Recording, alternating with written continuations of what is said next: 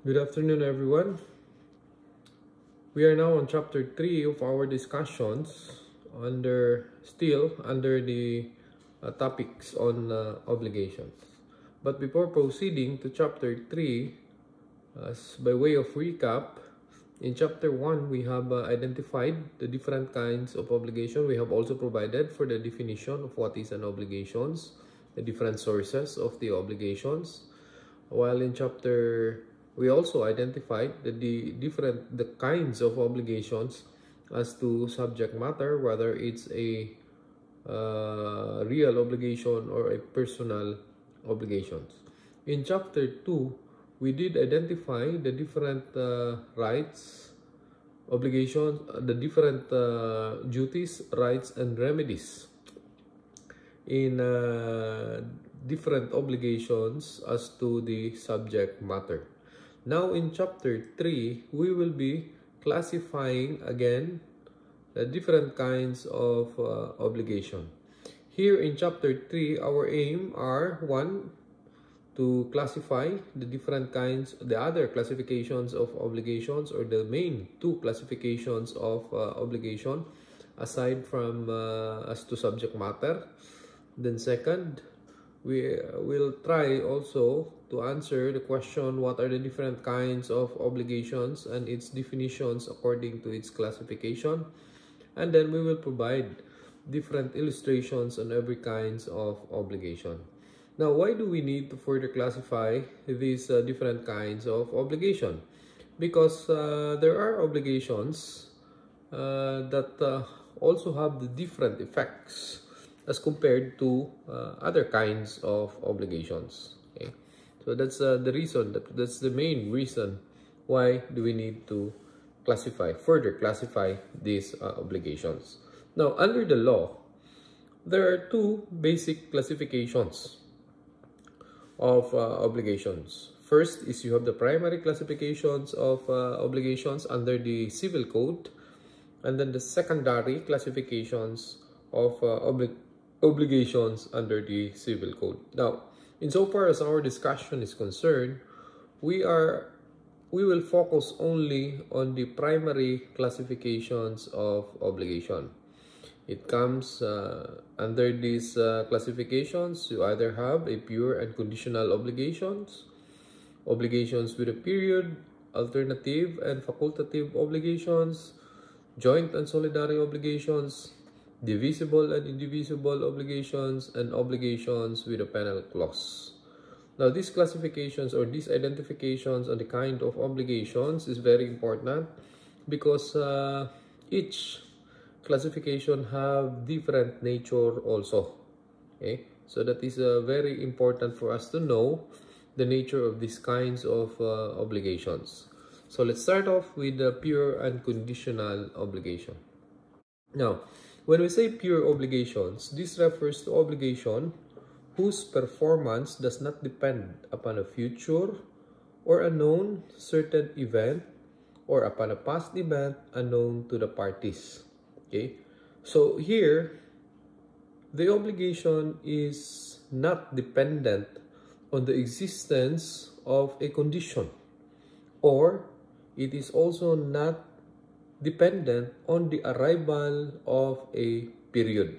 Okay, so simply stated, it is a pure obligation when the obligation is without a condition or without a term. Like for example, Juan borrowed money from Maria in the amount of 1,000 pesos. Now, after borrowing the money from Maria, Juan promised Maria that Juan will pay the amount of 1,000 pesos to Maria, period. Okay? So in that kind of obligation, Juan assumed an obligation to pay Maria the amount of 1,000 pesos. That is a pure obligation. Why is it a pure obligation? Because it does not contain any condition, nor does it contain a period. Okay? So Juan promised Maria, or Juan promised to pay Maria the amount of 1,000 pesos. Okay. Now, in this kind of obligation, if you notice, the obligation is immediately demandable. Okay. meaning the creditor can immediately demand performance of the obligation right after the obligation is being assumed by the obligor. Okay, so going back to our example, after Juan promised Maria to pay the amount of 1,000 pesos, the creditor, Maria, can immediately demand, okay, the performance of such obligation right after Juan assumed the obligation to pay Maria 1,000 pesos. Okay, Maria does not need to wait for the arrival of the term since the obligation does not contain any period or a term. Okay, Maria does not wait for the happening of any conditions before she can demand performance of the obligation, because in that example, there is no condition that is being attached to the obligation. So it is a pure obligation. Now, again, in this kind of obligation or in these kinds of obligation, the obligation is immediately demandable. Okay, right after the assumption of the obligation, the creditor can immediately demand performance. That's pure obligation. Okay, now let's go to conditional obligation. Conditional obligation, this is different. Okay, because in conditional obligation, these are kinds of obligation whose consequence are subject in one way or another to the fulfillment of the condition. Okay, going back, in pure obligation, there is no condition attached. However, in conditional obligation, obviously, there is a condition that is being attached to the obligation. Okay, now, like for example, I'll buy you a land for 1,000 pesos if you will pass your Law 1 subject. Okay, now here, the obligation is the buying of the land for worth 1,000 pesos. That's the main obligation. And then the condition here is that if you are going to pass Law 1 subject. So when can the creditor demand the performance of these kinds of obligation? If you look at the example, the creditor can only demand the performance of the obligation when the condition will occur or when the condition will happen. If the condition will not happen, then the creditor cannot demand performance of the obligation. Okay, so that is a conditional obligation. Another example, I will give you my land now, but if you should fail in your Law 1 subject, your ownership will cease and it will be mine again. Okay, so here the obligation is being performed, but there is a condition, and the consequence of the condition is that it will stop the obligation. Okay, so if you notice in these two kinds of example, there are therefore two different kinds of conditions also. First one is that it will give rise to the obligation, like our first example, the happening of the condition will give rise, okay, to the obligation. While in our second example, the happening of the condition will extinguish or will stop the performance of the obligation.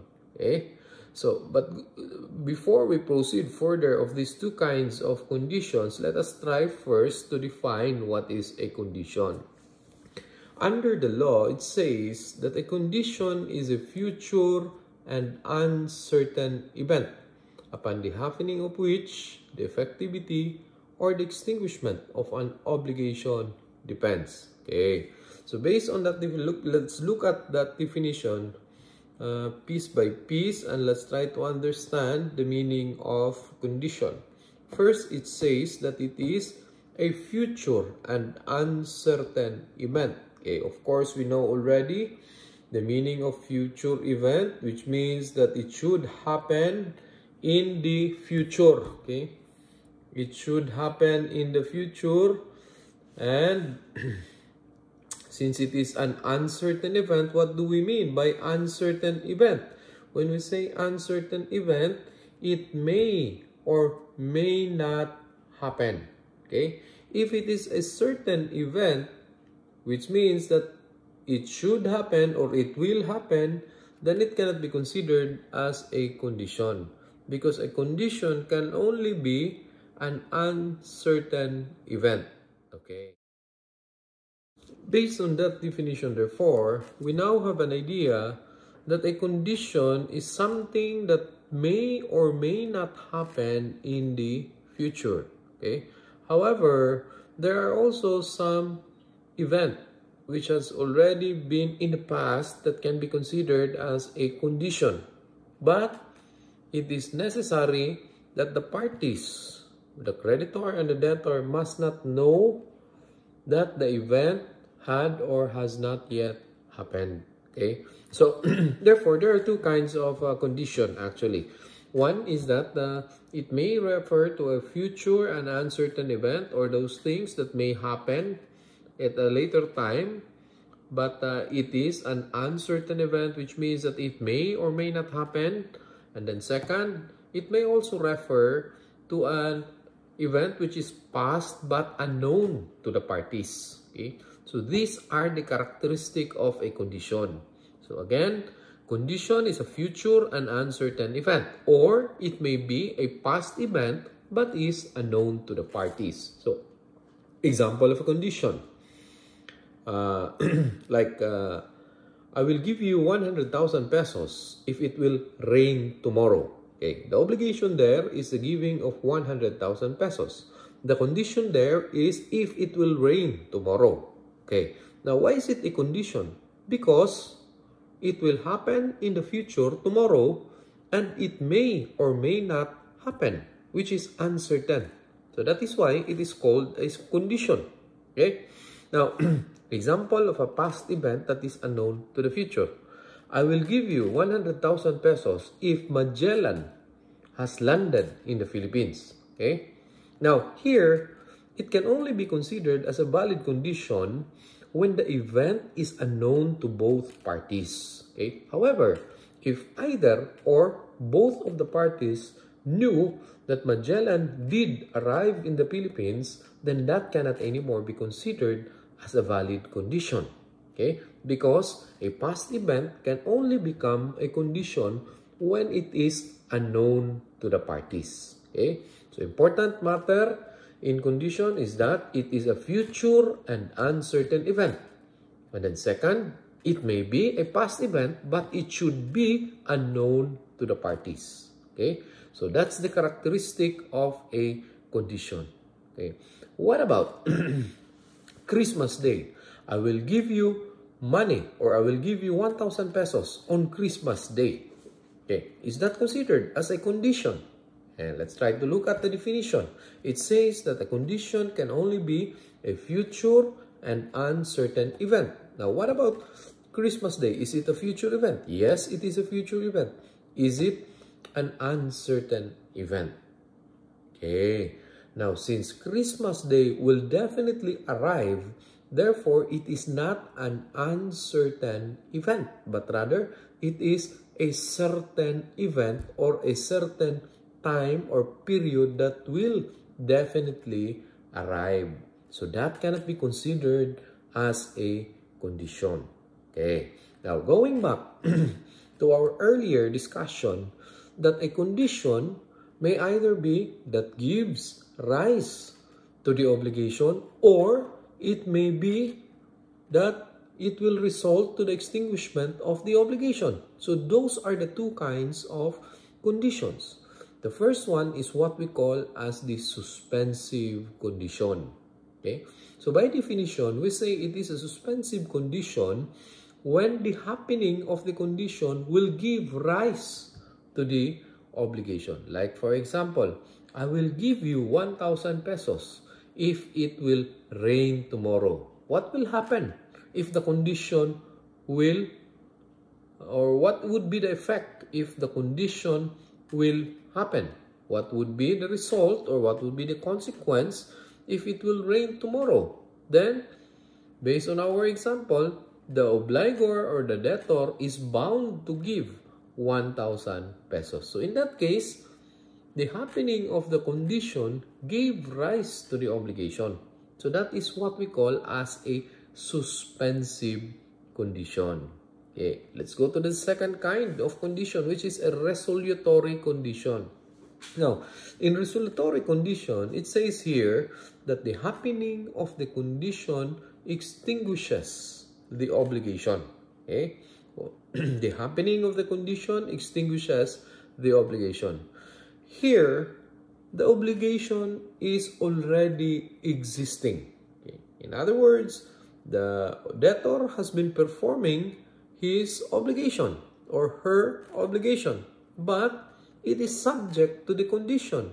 And if the condition will happen, the obligor will stop, or it will finish, or it will extinguish the obligation of the obligor. Okay, like for example, Maria promises to financially support Pedro until Pedro will graduate in college. Okay, here in this kind of example, the obligation is the obligation to support, and then the condition is the graduation to college. Okay, so what will happen?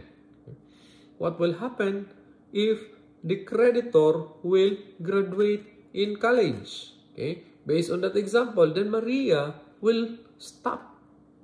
Okay, will stop giving support to Pedro or to the creditor. Okay, so in that case, the debtor has already been performing an obligation which is subject to the condition. And if the condition will happen, the debtor will stop performing, will stop in the performance of his or her obligation. Okay? That is what we call as resolutory condition. The happening of the condition extinguishes the obligation. Okay? So remember those two kinds of obligation, which is suspensive condition and resolutory condition. Okay. So now let's proceed to the different rules related to condition. First rule speaks about potestative, or deals with potestative conditions. Okay, now what is this potestative condition? Now, a potestative condition is a kind of condition when the fulfillment of the condition is dependent only upon the will of one of the parties or upon the will of a third person which is not a party to the obligation. So it becomes a potestative condition when the fulfillment of the condition is dependent upon the will of the debtor, or dependent upon the will of the creditor, or dependent upon the will of a third person which is neither a creditor nor a debtor. Okay. Example of a potestative condition.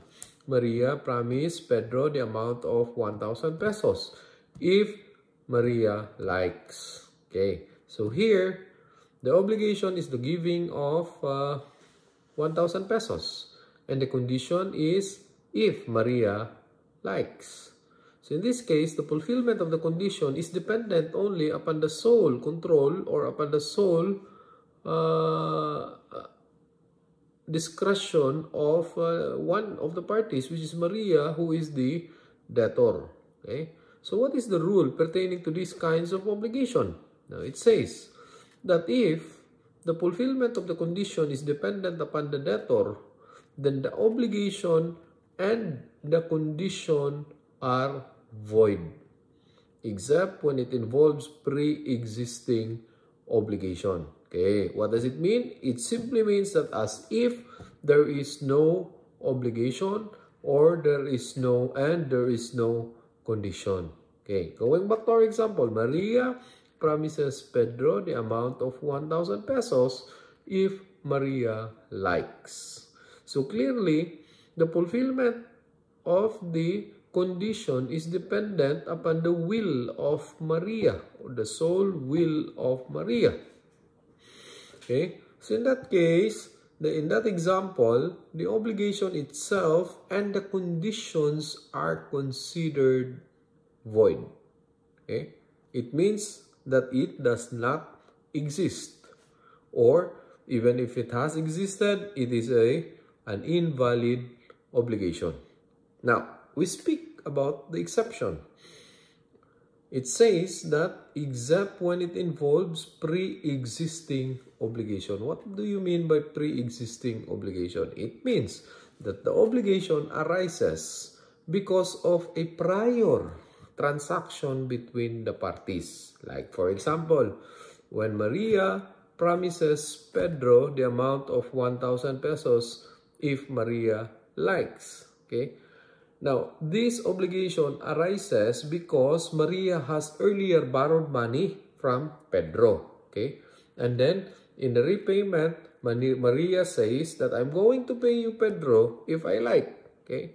So there, the obligation that is being assumed by Maria of repaying back Pedro is grounded or is based upon a prior transaction between Maria and Pedro. In other words, it is a pre-existing obligation. So in that case, the condition will be considered as void, but the obligation to pay back will remain a valid obligation. So the effect would be is that as if there is no condition on the obligation that is being assumed by the debtor or by, in our example, by Maria. Okay?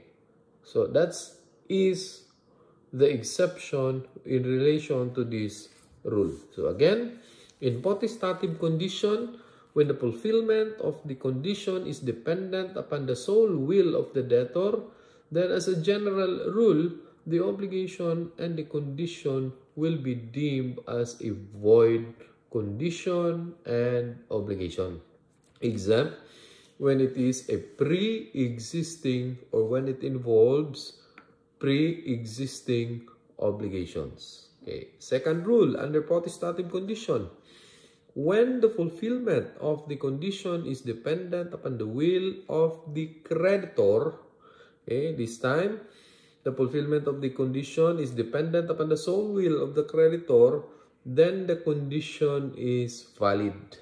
So if the condition is valid, then the obligation, of course, will become valid. Example, Maria promised Pedro that Maria will pay Pedro the amount of 1,000 pesos by the time Pedro needs the money. Okay. So the fulfillment, the condition there is when Pedro would need the money. Okay. So there, the fulfillment of the condition is now dependent upon the will or the sole will of Pedro, who is the creditor. Okay. In that case, the condition, both the condition and the obligation are considered valid. So that is that kind of obligation, when the condition will happen, then that could be demandable. Then third rule related to potestative condition. It says here that when the fulfillment of the condition is dependent upon the will of the third person, the condition shall be considered as valid condition. So example, Maria promises to pay Pedro the amount of 1,000 pesos if Juan, okay, if Juan needs the money. Okay, so here the fulfillment of the condition is dependent upon the will of a third person, which is not a party to the obligation. Because if you notice in that example, the parties to the obligation is Maria, who is the debtor, and then Pedro, who is the creditor. But Juan is involved there for purposes only of the condition, when Juan needs the money. Okay, so therefore the fulfillment of the condition there is dependent upon the will of Juan, who is a third person. So the law says that it is considered as a valid condition, and if it is a valid condition, therefore the obligation should be considered also as a valid obligation. Now, let's go to the second rule. Second rule states that in impossible conditions, or those conditions which are contrary to public customs or public policies, and those prohibited by law, shall annul the obligations which depends upon them. Okay, so here the conditions are either impossible, or it is contrary to public customs or public policy, or it is even prohibited by law. The effect here is that it shall annul, or it shall avoid or invalidate the obligations which are dependent upon them. Okay, that's the effect. Or it voids the obligation, not only the condition. Okay, like for example, I will give you 100,000 pesos if you can give me 1 kilo of cocaine. Okay, so the condition here is giving of the cocaine. And we all know that giving of cocaine is prohibited by law. So here, the condition is illegal. So the effect would be is that it will void not only the condition, but also the obligation. So here, the debtor who assumed the obligation will not, or it will not, cannot be compelled to perform the obligation, since the condition that is being attached to the obligation voided the obligation itself. Okay, so here under the second rule, it voids the obligation and not only the condition. Okay, the only exception here, as mentioned in your notes, states that when it is a divisible obligations. Okay, so in divisible obligation, it simply means that you can separate the obligation itself from the conditions, or here the conditions do not really affect the obligation. So in that case, if it does not affect the obligation itself, then you only void the condition but not the obligation itself. Like for example, I will give you a car and you may go to the moon. Okay, so going to the moon there is not really a condition of the giving of the car. So the effect would be is that it is, you can divide or you can separate the obligation from the condition. So since the condition there is impossible condition, of course it is an impossible condition because you cannot in any way go to the moon by using a car. Okay, so here, since you can divide or you can separate the obligation from the condition, then the validity of the obligation will not be affected by the impossibility of the condition. Okay, so that's the second rule. Third rule states that, or relates in positive suspensive condition. Okay, let's go back again to what is a suspensive condition. Earlier, we mentioned that it is a suspensive condition when the happening, okay, when the happening of the condition gives rise to the obligation. That's suspensive condition. So here it is a positive suspensive condition. So it refers therefore to some event that would happen at a determinate time. Okay, some event happened at a determinate time. Okay, example here is I will give you 1 million if you will marry before reaching the age of 30 years old. So here it is a suspensive condition because the condition here is that it will give rise, the happening of the condition here will give rise to the obligation, okay, which is the obligation is giving of 1 million, and then the condition is marrying before reaching the age of 30 years old. So what is the rule related to positive suspensive condition? The law states that the effect would be it extinguishes the obligation as soon as the time expires or it has become indubitable that the event will not anymore take place. So going back to our example, if the time that has been given, which is reaching the age of 30 years old, has already expired. Okay? After the creditor has reached the year of 30 years old, then the obligation will be extinguished. Okay? Now, it has a special rule because if you notice here, the effect would be the extinguishment of the obligation, which earlier we mentioned that if it is a suspensive condition, it should give rise to the obligation. But here, the effect is that it will extinguish the obligation because this is a positive suspensive condition or a suspensive condition with attached event that will happen in a determinate time. Okay, so this is a different kind of suspensive condition. So the effect here is that it will extinguish the obligation after the expiration of the time that has been given as part of the condition. And then contrary to this rule is the rule under number 4, which is a negative conditions. Okay, rules on or the rule on negative conditions. Here, an event will not happen at a determinate time. Ganina or earlier, the event will happen at a determinate time. But this time, the event will not happen at a determinate time. So it's the contrary of the earlier rule. The effect here is that the obligation is effective from the moment the time indicated has elapsed or if it has become evident that the event cannot anymore occur. Okay? So earlier, the effect is that it will extinguish the obligation. Okay? Despite that it is a suspensive condition, it will still extinguish the obligation.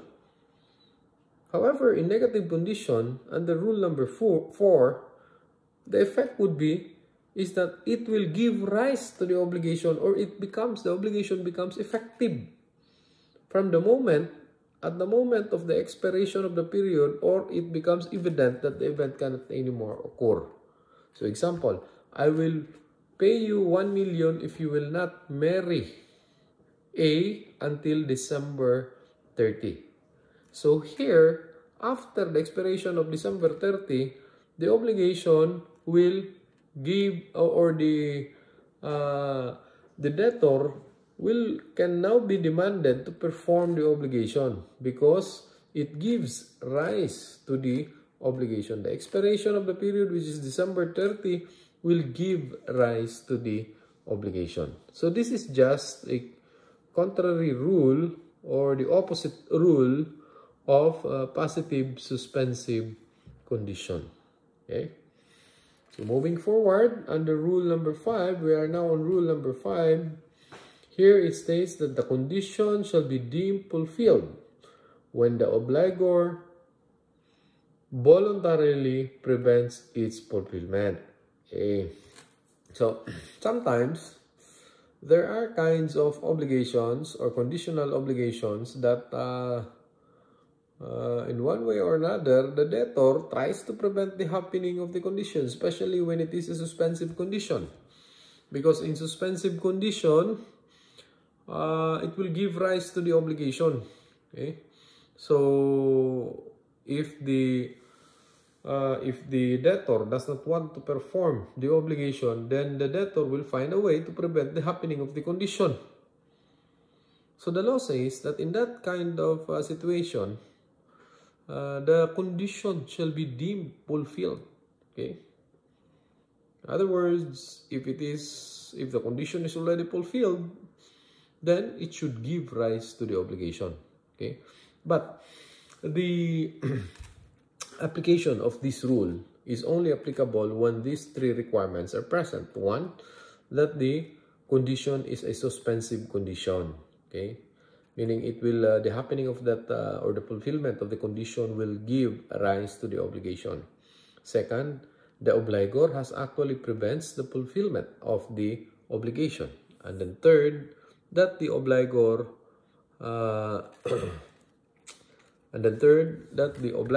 acts voluntarily. Okay, so example of these kinds of conditions or obligations. Okay, I will give you 1 million pesos if you will pass law 1 subject. Okay, however, the debtor in that case prevented the happening of the condition. How did the debtor prevents the happening of the condition?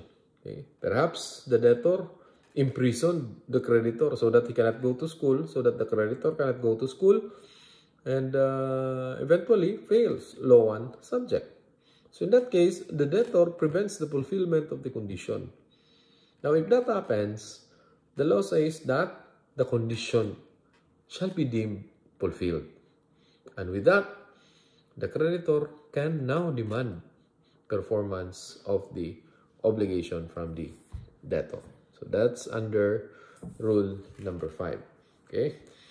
And then rule number 6 relates to loss, deterioration, or improvement of the thing during the pendency of the suspensive condition. Okay. Now, however, this rule shall only be applicable to real obligation. So again, when we say real obligation based on chapter 1, we speak only of obligations to give. Either an obligation to give a specific thing or an obligation to give a generic thing. Okay, but specifically when we speak about rule number 6, this only refers to real obligation to give a specific thing. Okay, because you don't apply these rules on loss, deterioration, or improvement to generic things, since the thing has not yet been identified. Okay, so going back in rule number 6, this refers to rules on, or this relates to when the object of the obligation is lost or deteriorated or having improved during the pendency of the suspensive condition. Remember again also in suspensive condition, the obligation is not yet being performed because we have to wait for the happening of the suspensive condition. If it happens, then it gives rise to the obligation. Problem comes in when the condition has not yet happened and the object of the obligation either is lost or deteriorated or improved. So the question there is, who will suffer the loss, who will suffer the deterioration, and who will enjoy the improvement of the thing? Okay, so example, Juan promises Pedro to give his jewelry if Pedro can sell his land. So the obligation here is the giving of the jewelry. Now, if you notice, under this rule, again, it is only applicable to real obligation to give a specific thing, because the thing here is already identified and there is no other or it's a unique thing. Okay. Now, what will happen? And the condition, by the way, of this example is the if Pedro can sell his land. So prior to Pedro selling his land, what would be the consequence if the jewelry that is being promised by Juan to Pedro will be lost, or will deteriorate, or will improve? What would be the consequence? Okay, so let's try to look at the rules under this situation. First, it says that loss of the thing without the debtor's fault, then the obligation is extinguished. So meaning, if the thing is lost under a fortuitous event, we go back to chapter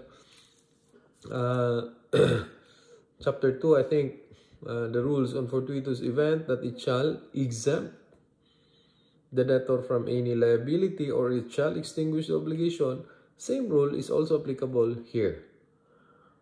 If the thing is lost without the debtor's fault, then the obligation is extinguished.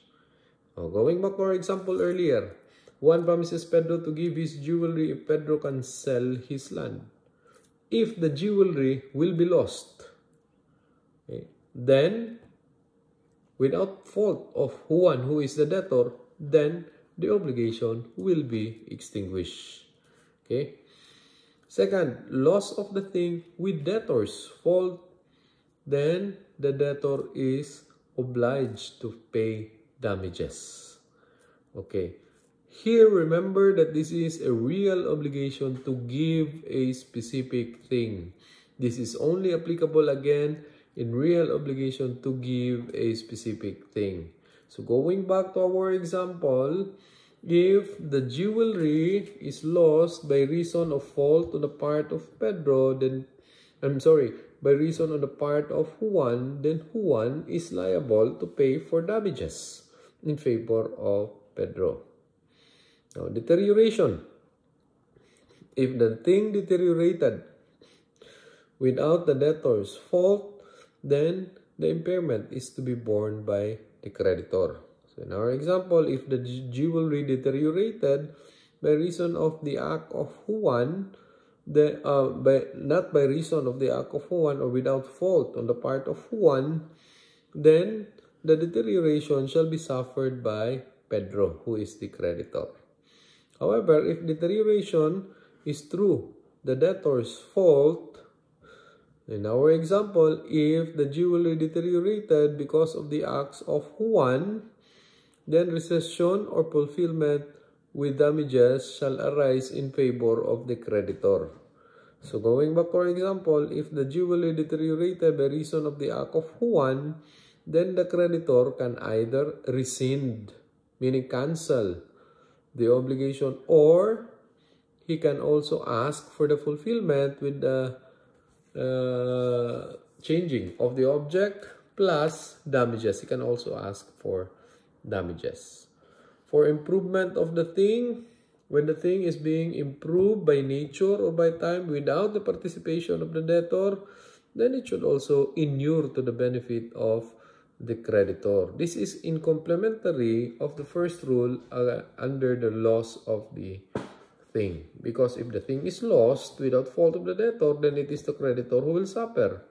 So, in the spirit of fairness also, if the creditor is being improved, if the thing is being improved without the participation of the debtor, then it should be the creditor who should benefit the improvement.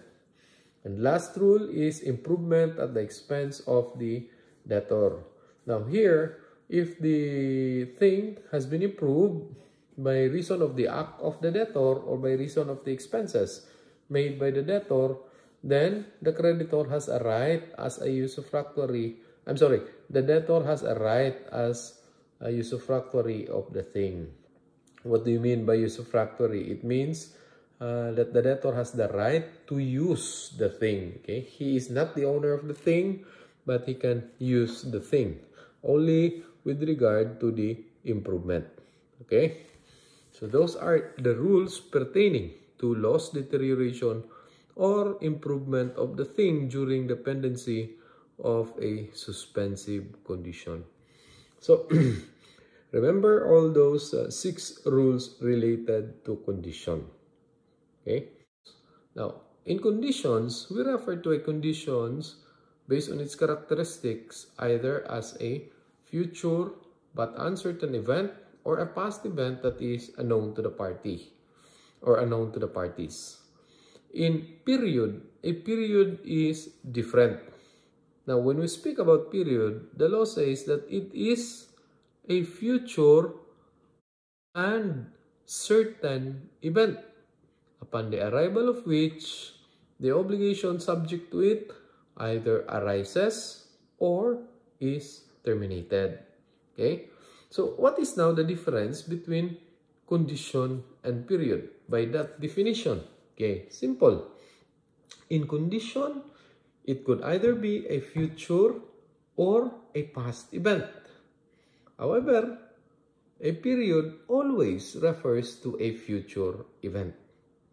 Now, another difference also is that a condition, when it relates to a future event, it should be an uncertain event. However, a period being always a future event should also be a certain event. Okay? So certain meaning it should arrive, it should happen. Okay? Now, just the same also with condition, a period may either be a suspensive period or a resolutory period. When we speak about suspensive period, the obligations begins only from the day certain upon the arrival of the period. Or simply stated, the arrival of the period gives rise to the obligation. In resolutory period, the obligation is valid up to a day certain and terminates upon the arrival of the period. Or saying it otherwise, the resolutory period, the arrival of the period extinguishes the obligation. Okay? So, basically, they have the same rule of under conditions. The only difference is that a period is certain to happen or certain to arrive. Okay. Examples of a period: I will pay you 30 days from today. Particularly, this is a suspensive period. I will pay you 30 days from today. Okay. The obligation here is the obligation to pay. Excuse me. And the period here is 30 days from today. Okay. So, if you look at this example, 30 days from today will certainly arrive. Okay. So, this refers to a future event which is certain to arrive. And then second example, I will support you the moment your father dies. Okay. Now, obligation here is obligation to support. Now, what about the period? Death, it refers to the death of the father. Because death is a future but certain event, meaning it will always happen. Okay? Well, we don't know when will it happen, but it will happen. So that is why death is considered as a period. What about birthday? Is it considered as a period or condition? Okay? Birthday may or may not happen. Okay, since it is an uncertain event, therefore birthday shall be considered as a condition and not as a period. So, another example is I will pay you if I will have money. Okay, here, capable of paying is the period. Now, the law considers capable of paying or when you have the means to do so as a period and not as a condition. So remember that when the event refers to means or having means to pay, that is considered as a period and not as a condition. Now, examples of resolutory period or the obligation or the arrival of the period give rise to the obligation. I'm sorry, a resolutory period, the arrival of the period will extinguish the obligation. For examples, you have, I will pay your tuition fee for 4 years. Okay, so the obligation here is a paying of the tuition fees, and then the period which is certain to arrive is 4 years. I will give you 1,000 a day as long as my means allowed. My means allowed, as what I have said earlier, is to be considered as a period and not as a condition. I will support you until death. Death again is a period and not a condition. So those are the examples of periods. Now let's go to the rules pertaining to periods. Now the first rule under the period relates to the last rule of conditions, which states about loss, deterioration, or increase of the thing before the arrival of the period. So just like conditional obligations, it also refers to real obligations to give a specific thing. So just the same, loss of the thing without the debtor's fault, the obligation shall be extinguished. Loss of the thing with the debtor's fault, of course, the debtor is obliged to pay for damages. And then deterioration of the thing without the debtor's fault, then the impairment is to be borne by the creditor. However, deterioration through the debtor's fault, then the creditor shall have either the right to rescind or cancellation of the obligation, or fulfillment of the obligation, of course, with damages. And then improvement of the thing by nature of time, in fairness also to the creditor, and as complementary of the first rule on the loss of the thing without the debtor's fault, then it shall inure to the benefit of the creditor. And improvement, the expense of the debtor, of course, the debtor has the right to use the improvement as a usufructuary, meaning the debtor has the right to use. So basically, these are the same rules related to the last rule we have discussed on the rules on obligation. Now, second rule refers to payment before the arrival of the period. Okay, in other words, here the obligor has performed the obligation or paid the obligation even before the obligation has become due and demandable. However, this rule is only applicable in obligations to give.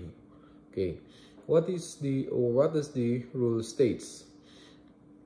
It states here that if there are payments made before the period has arrived or before the obligation has been due and demandable, the obligor can recover, okay, the payments that has been made, including all the fruits of the payment, provided that the following, the three requisites are present. One, that the obligation is a real obligation, meaning it is an obligation to give. Second, that the obligor or the debtor is unaware of the period or believing that the obligation has become due and demandable. And then third, that the period has not yet arrived.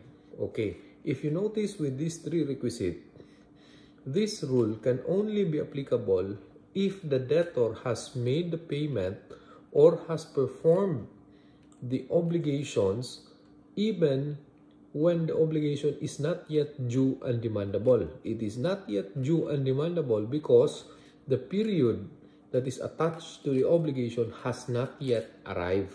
Okay, but the debtor believed that the obligation is already due and demandable. Okay, so in other words, there is mistake here on the part of the debtor. The debtor thought that the obligation is already due and demandable, when in truth and in fact, it is not yet due and demandable.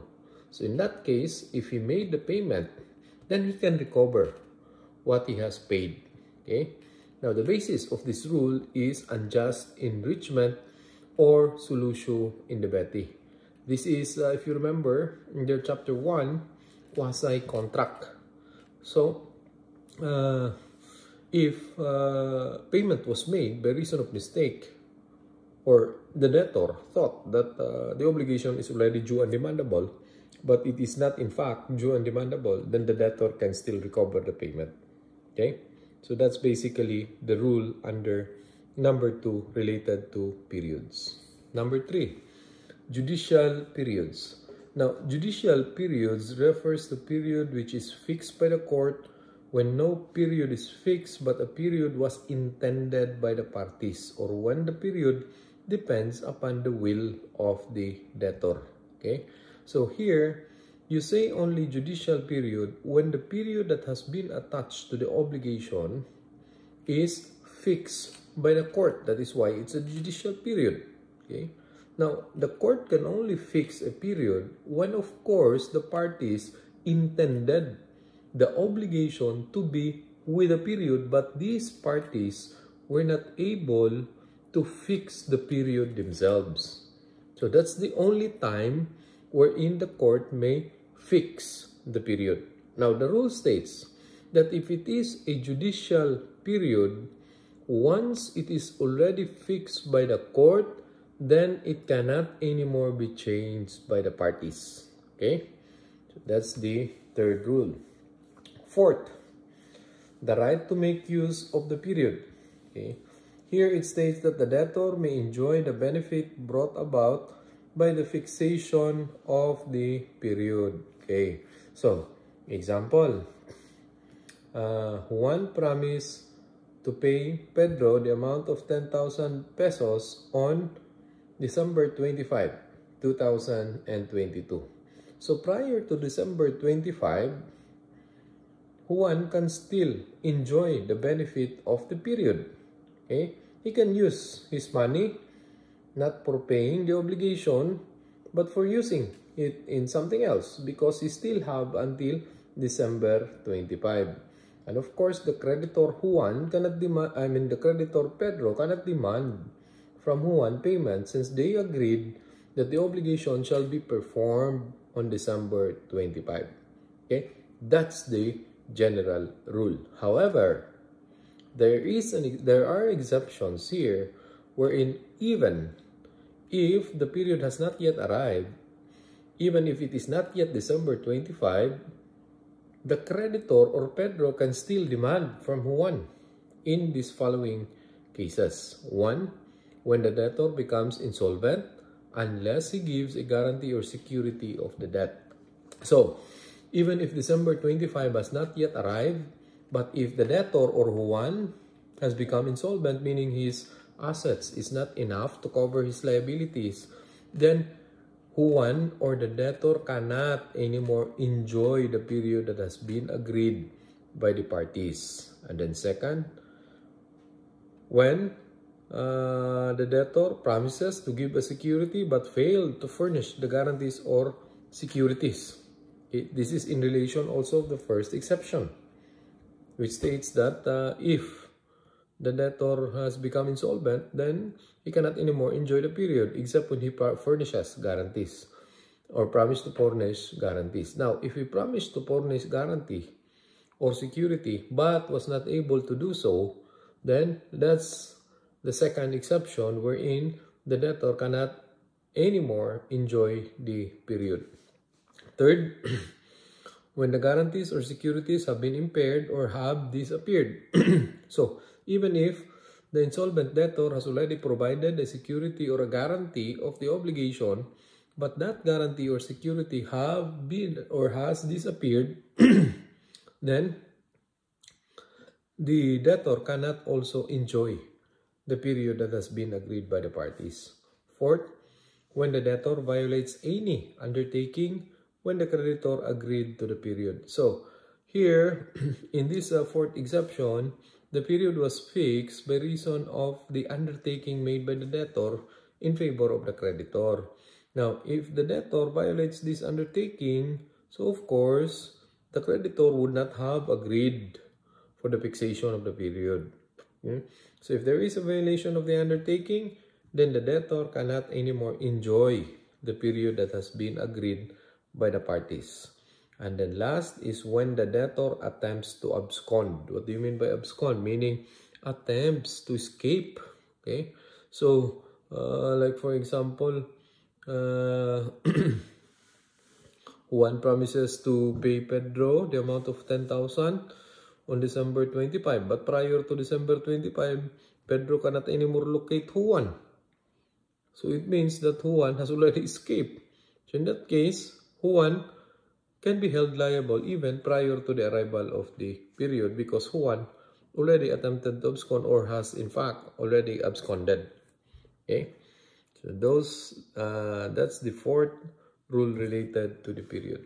And then fifth, presumption as to the benefit of the period. Of course, a period is fixed upon agreement of the parties. When the parties do agree, it should benefit both the debtor and the creditor. How does the debtor enjoys the period? The debtor enjoys the period by not being forced to perform or to pay the obligation prior to the arrival of the period. Now, how does the creditor enjoy the period? Perhaps the creditor may have enjoyed the period by imposition also of interest. Okay, so in this rule, the period is presumed to have been established for the benefit of both creditor and debtor, unless from the tenor of the same or other circumstances, it should appear that the period has been established in favor of one or the other. So,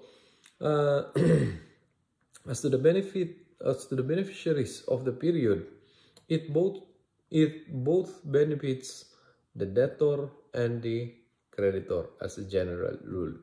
So, example is stated here in the illustration. On January 1, Juan borrowed money from the bank payable on December 31, 2016 at 12% interest. So the debtor here is Juan and the creditor is the bank. So how does Juan enjoy the period?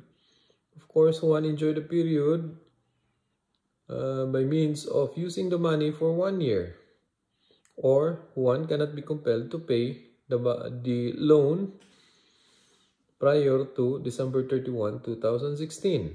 And how does the creditor or the bank enjoys the period? By getting the interest of 12% per annum. Okay. Now, what if on the 6th month, Juan decided to pay the loan? Can the creditor still collect the 12% interest? The law says yes, because this interest is a form of benefit to be enjoyed also by the creditor. So even if Juan pay the loan prior to December 31, 2016, or even after 6 months, within 6 months after incurring the obligation? The answer is yes, Juan can pay it, but Juan must respect the 12% interest. So the effect there in our example or in the illustration states that Juan cannot compel the bank to accept payment prior to due date except when full interest is paid. Neither the bank may compel Juan to pay before due date. So that's how the parties, debtor and creditor, enjoys the period. Okay? So that covers up our pure conditional and obligations with a period.